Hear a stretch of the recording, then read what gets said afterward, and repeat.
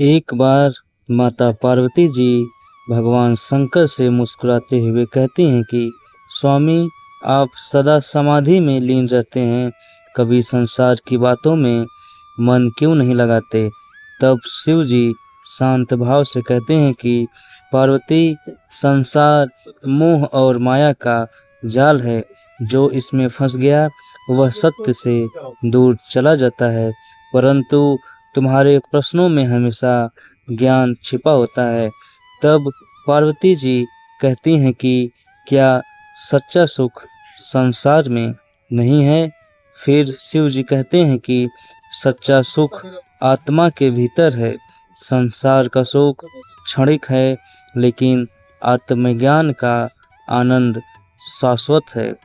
तब पार्वती जी कहती हैं कि फिर भी स्वामी, आप मुझसे विवाह कर संसार का एक बंधन स्वीकार कर चुके हैं, यह क्या माया नहीं है।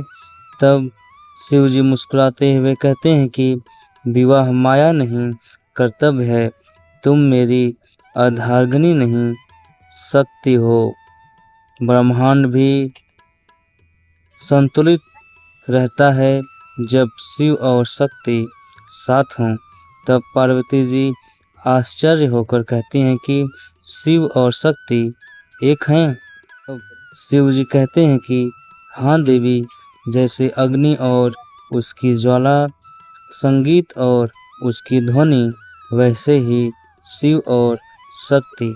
जब तक शक्ति नहीं तब तक शिव भी निष्क्रिय है। पार्वती जी गंभीर होकर कहते हैं कि स्वामी, यदि कोई मनुष्य आप जैसे वैराग्य मार्ग पर चलना चाहे तो क्या उसे संसार त्यागना चाहिए। तब शिव जी कहते हैं कि नहीं पार्वती, त्याग मन का होना चाहिए, बाहरी वस्तुओं का नहीं। गृहस्थ होकर भी कोई योगी बन सकता है, यदि वह मोह माया में नहीं फंसा हो। दोस्तों, इस शिक्षा से हमें यह बताती है कि शिव और शक्ति केवल देवी देवता नहीं, बल्कि जीवन के दो रूप हैं, चेतना और ऊर्जा।